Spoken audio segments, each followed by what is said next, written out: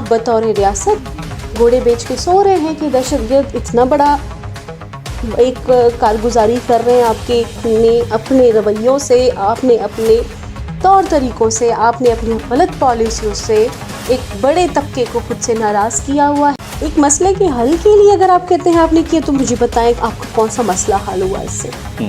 مسئلہ تو کوئی حل نہیں ہوا، لیکن ایک عام عوام جو وہی آپ کی بلوچ ہیں اور جو مسافر تھے، جو اپنے سفر پہ رواں دوا تھے، جو کسی نہ کسی کام کی وجہ سے جا رہے، ان کو اتار کے آپ نے یا ان کی گاڑیوں کے ٹائر بلاسٹ کر کے ٹریفک کو ایک طرح سے بند کر دینا، لوگوں کو ہراساں کرنا، دہشت زدہ کرنا، ایک مینٹل ٹراما سے گزارنا، میرا خیال ہے یہ ساری چیزیں زیادتی کے زمرے میں آتی ہیں۔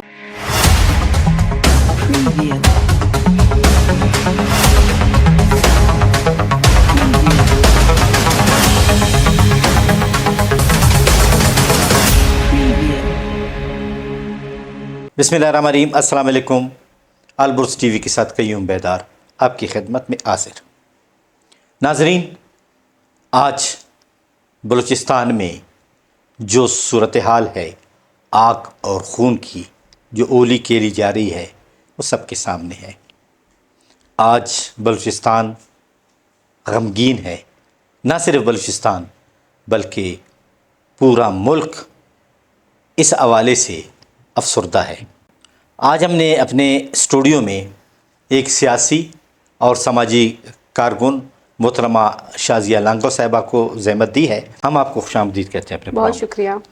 بلوچستان کی جو صورتحال ہے، اس حوالے سے آپ کیا کہنا چاہیں گی؟ دیکھیں، یہ ایک ایسی سچویشن ہے پچھلے دنوں سے، بلکہ پچھلے کچھ مہینوں سے جی جو صورتحال ہے، ایسا لگتا ہے کہ ایک امن کی فضا کو سبوتاژ کرنے کی باقاعدہ کوئی پلاننگ ہے، کوئی سازش ہے، کچھ اندھیکی قوتوں کا اس میں ہاتھ ہے، جو یہ چاہتے ہیں کہ بلوچ عوام، بلوچستان میں رہنے والے سارے جو اقوام ہیں وہ مطلب ڈسٹرب ہوں۔ دیکھیں، بلوچستان تو ویسے ایک شورش زدہ علاقہ ہے، ایک ایسی جگہ ہے جہاں پہ کسی بھی چیز کے لیے ہم کوئی یقینی بات نہیں کہہ سکتے۔ ایسی صورت میں ایسے حالات اور واقعات کا دہرایا جانا، بار بار سامنے آنا، میں سمجھتی ہوں کہ یہ پوری ایک جو ہمارے صوبے کی عوام کے لیے پریشانی کا باعث ہے، اور ایک غیر یقینی صورتحال جو پیدا ہوئی ہے، اس سے لوگ کشمکش کا شکار ہیں کہ آگے آنے والے حالات کیسے ہوں گے۔ اگر اب یہ صورتحال ہے تو ان کا کیا ایک نتیجہ ہوگا، حالات کس طرف جا رہے ہیں، مطلب لوگ ایک غیر یقینی صورتحال کا شکار ہیں، لوگ مطمئن نہیں ہیں، لوگ پریشان ہیں۔ کیا یہ بلوچ اور پنجابی کی لڑائی ہے؟ دیکھیے، بلوچ اور پنجابی کی لڑائی کیوں ہوگی؟ دیکھیں، میں سمجھتی ہوں کہ بلوچ، پنجابی، سندھی یا پٹھان، ہم نے کب لسانی تعصب کی وجہ سے لوگوں کے ساتھ لڑنا شروع کر دیا ہے؟ کیا یہ ہمارا سبجیکٹ رہا ہے شروع سے؟ شاید کچھ ایسی قوتیں ہیں جن کا فائدہ ہمارے لڑنے میں ہو، جن کا کام ہی ہمارے لڑنے سے چلتا ہو، جن کے گول ہمارے لڑنے سے جو ہے اچیو ہوتے ہوں، کیونکہ ہماری تو آپس میں رشتہ داریاں ہیں۔ آپ نے دیکھا ہوگا کہ بلوچ، پٹھان، سندھی اور پنجابی تو آپس میں رشتہ داری کرتے ہیں، ان کی شادیاں ہو رہی ہیں آپس میں۔ اسی کوئٹہ میں آپ دیکھ لیں، یہ ایک ایسی جگہ ہے جہاں پہ آپ کو ساری زبانوں کے لوگ مل جائیں گے، جہاں پہ کب لسانی بنیادوں پہ جو ہے اس طرح کے حالات پیدا ہوئے ہیں۔ یہ تو اشتعال انگیز واقعات کو جو ہے ریزن بنا کے، ہوا دے کر، اس طرح کے واقعات کو عام عوام کو، جس کا اس سیاست سے، اس طرح کی چیزوں سے کوئی لینا دینا نہیں ہے، ان کو جو ہے اس ایک ایسی کشمکش میں ڈال دینا کہ اس کو اپنا پڑوسی بھی اپنا دشمن لگے، اس کو صدیوں سے اپنا بھائی جس کے ساتھ اس کے بڑے اچھے دیرینہ دوستانہ تعلقات تھے، یکدم سے وہ اس کو اپنا دشمن سمجھ لے اور اس کے جو ہے مرنے مارنے پہ تل جائے۔ بلوچ کبھی لسانی وجہ سے کسی سے نہیں لڑا۔ بعض سیاسی لوگ یا سیاسی پارٹیاں یا بعض تنظیمیں یا سیاسی ورکرز وہ یہ ایشو بناتے ہیں کہ بلوچوں کے ساتھ چونکہ زیادتی ہو رہی ہے، یہ اس کا ری ایکشن ہے۔ دیکھیں، ری ایکشن تو ہوتا ہے، زیادتیاں بھی ہیں، ٹھیک ہے نا، لیکن اگر ایک باشعور جدوجہد ہو نا، ایک سیاسی اور جو صحیح سماجی جدوجہد ہوتی ہے نا، وہ ریئیکشن میں اسی طبقے کو نشانہ نہیں بناتی جو خود اس کی طرح پس رہی ہے. پھر وہ آپ کی جدوجہد ان قوتوں کے خلاف ہونی چاہیے جو ان مسائل کے ذمہ دار ہیں. آپ کو حقوق کی لڑائی لڑنی ہے تو آپ اسی لیول پہ جا کے لڑیں، اسی پوائنٹ پہ جا کر بات کریں. لیکن ایسی جگہ پہ جہاں پہ آپ ایک پستا ہوا طبقہ ہے، دوسرے پستے ہوئے طبقے پہ آپ ہاتھ صاف کریں، تو یہ نہ کوئی بہادری ہے، نہ یہ کوئی اچھی اسٹریٹجی ہے، نہ اس کے کوئی اچھے نتائج آئیں گے. دو برادر قومیں جو ہیں شاید ان کے بیچ میں اچھے تاثرات نہ ہو، دشمنی ہو، نفرت، صوبوں کے بیچ میں نفرت کا ایک ماحول ہے. لوگوں کو یہی لگتا ہے. اب دیکھیں نا، ہمارے ہاں پچھلے دنوں جو واقعات ہوئے ہیں اس سے ہمارے وہ سارے لوگ جو باہر صوبوں میں کام کر رہے ہیں ان کو کتنی نفرت کا، تہذیب کا نشانہ بنایا جا رہا ہے. ایک عام عوام کی طرف سے کتنی تکلیف جھیلنے پڑ رہی ہے، وہ آپ سب کے سامنے ہے. سوشل میڈیا میں ہمیں آئے دن نظر آتا ہے کہ بیچاروں کے چھوٹے چھوٹے ڈھابوں تک کا بائیکاٹ کیا جا رہا ہے. یہ ابھی جو واقعات ہوئے بلوچستان میں مختلف علاقوں میں، بسوں سے لوگوں کو اتارا گیا بالکل. یا لیویز کی چیک پوسٹ پہ حملہ کیا گیا، لیویز کی سپاہیوں کو یا عام لوگوں کو مارا گیا، اس حوالے سے کیا تاثرات ہیں آپ کے؟ نہیں، ایک مسئلے کے حل کے لیے اگر آپ کہتے ہیں آپ نے کیا، تو مجھے بتائیں آپ کا کون سا مسئلہ حل ہوا اس سے؟ مسئلہ تو کوئی حل نہیں ہوا. لیکن ایک عام عوام جو وہی آپ کے ہی بلوچ ہیں، جن کے حقوق کا دعویٰ آپ کرتے ہیں وہی آپ کے بلوچ ہیں. ان کو آپ نے پریشانی سے دو چار کیا. کتنے ایسے لوگ تھے جن کی گاڑیاں جلائی گئی جو ان کے روزگار کا واحد ذریعہ تھی شاید. اب ہم نے دیکھا ٹرکس کو جلایا گیا تھا، ہم نے دیکھا گیا کہ باؤزرز جلے ہوئے تھے، گاڑیاں جو ہیں ان کو نقصان پہنچایا گیا تھا. تو یہ بیچارے وہ لوگ ہیں جو مہینوں کی مسافری کر کے اپنے گھر کے بچوں کے لیے جو ہے، اپنے گھر والوں کے لیے 2 وقت کی روٹی کا سامان کرتے ہیں. ان کا تو کسی سیاست سے کوئی لینا دینا نہیں ہے، کسی مسئلے سے کوئی لینا دینا نہیں ہے. ان کے ساتھ یہ زیادتی کیوں؟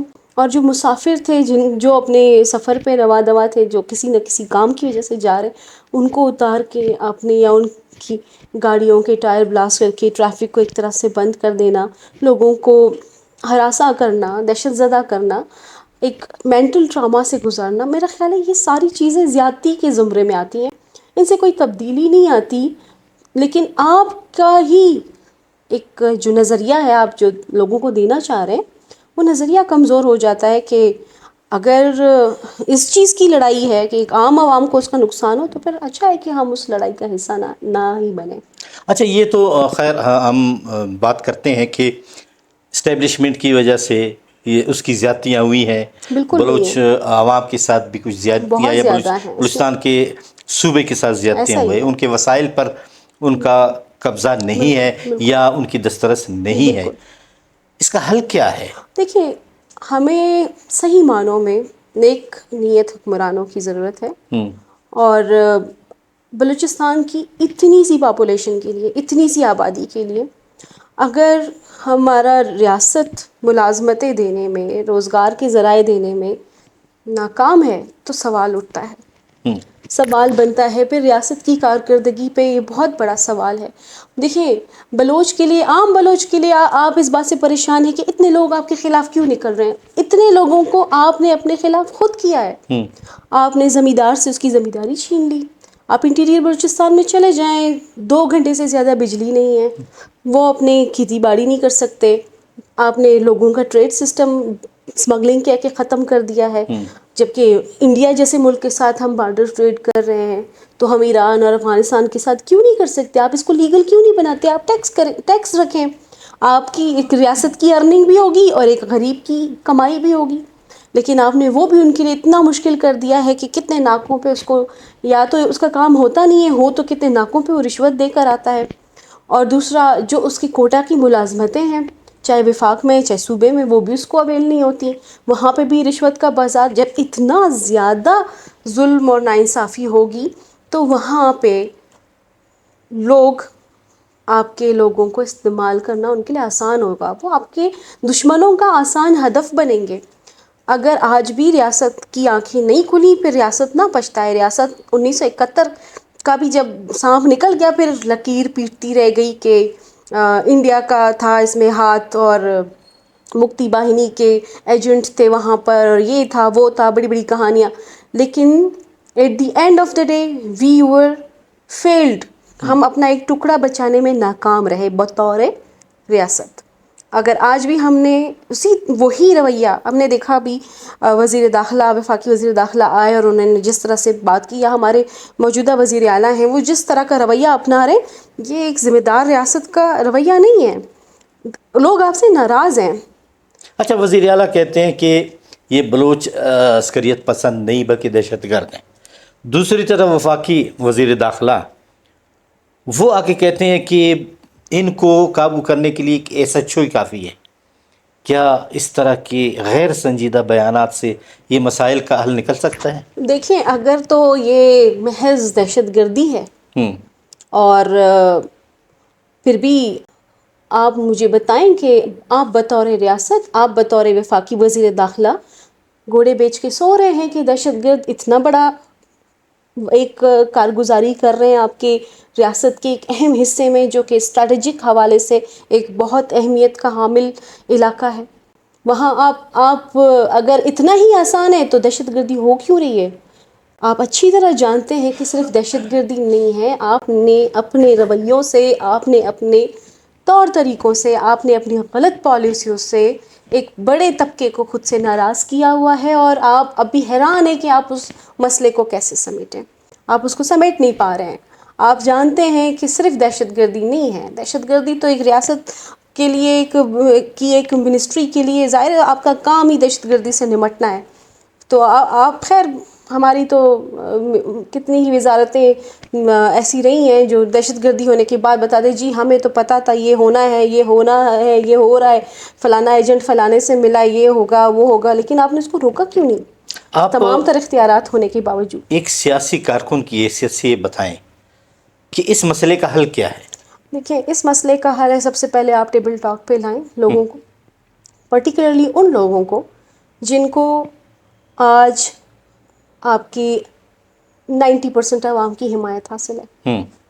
ان میں سے شاید 10% ان کے ساتھ ہوں نظریاتی طور پر. 80% وہ لوگ ہیں جو آپ کی غلطیوں کی وجہ سے، وہ کہتے ہیں نا تنگ آمد بجنگ آمد، بحالت مجبوری ان کو کچھ سمجھ نہیں آ رہا تو انہوں نے چلے بھئی یہ کر کے دیکھ لیتے ہیں والی سچویشن میں ہے.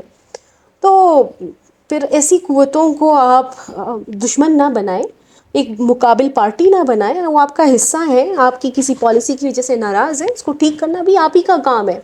تو ڈھیٹ بن کے رہنے سے تو مسئلے نہیں حل ہوں گے کہ بس ہم یہ تو پھر جبر ہے، یہ تو پھر میں کہتی ہوں ڈیموکریسی نہیں ہے، یہ پھر آپ زیادتی کر رہے ہیں کہ آپ کا ایک حصہ آپ سے شکایت کر رہا ہے، آپ اس شکایت کا تدارک نہیں کریں گے تو آپ کیسی ریاست ہیں؟ آپ یہ بتائیں کہ اس جنگ میں، اس لڑائی میں بے گناہ لوگ مارے جا رہے ہیں اور بے گناہ لوگوں کا خون بہہ رہا ہے. دیکھیں، پاور کی لڑائی میں ہمیشہ بے گناہ ہی پستا ہے. اس کو اس بات کی کوئی سمجھ نہیں ہوتی کہ وہ کس کا اعلی کار بن رہا ہے. ہم اگر تاریخ کے اوراق پلٹ کر دیکھیں تو بڑی بڑی جنگوں میں تخت نشین کوئی ایک رہا ہے، سر کتنے کٹے، گردنیں کتنی کٹی ہیں. تو یہ تاریخ سے شاید ہم نے کچھ نہیں سیکھا. آج بھی ہم بے گناہوں کو اس میں انوالو بھی کر رہے ہیں اور ان کے ساتھ جو ہے ہم زیادتی بھی کر رہے ہیں. بے گناہ لوگ مر رہے ہیں، ان کے پیچھے خاندانوں کا کیا؟ وہ پھر کیسے اپنی زندگیاں گزاریں گے؟ ہمارے ذہن میں شاید یہ سوال آج نہیں ابھر رہا، لیکن کل یہ ہم سے سوال کریں گے کہ ہم کس قصور کی سزا میں ہمارا یہ حال ہوا. بہت بہت شکریہ شازیہ لانگھو صاحبہ تھینک کہ یو. آپ آئیں بہت اور شکریہ. اس حوالے سے بہت اچھی باتیں کی. ناظرین، آپ نے محترمہ شازیہ لانگھو صاحبہ کی باتیں سنی، جو ایک سیاسی کارکن بھی ہیں اور سماجی کارکن کے علاوہ لوگوں کی خدمت میں یقین رکھتے ہیں. اور ان کا کہنا ہے کہ یہ ان قوتوں کی لڑائی ہے جس میں بے گناہ لوگ مارے جا رہے ہیں. اللہ کرے کہ اس کا کوئی سیاسی حل بات چیت سے نکلے اور بلوچستان ایک پرامن اور خوشحال صوبہ بن جائے. قیوم بیدار کو اجازت دیجیے. اللہ حافظ.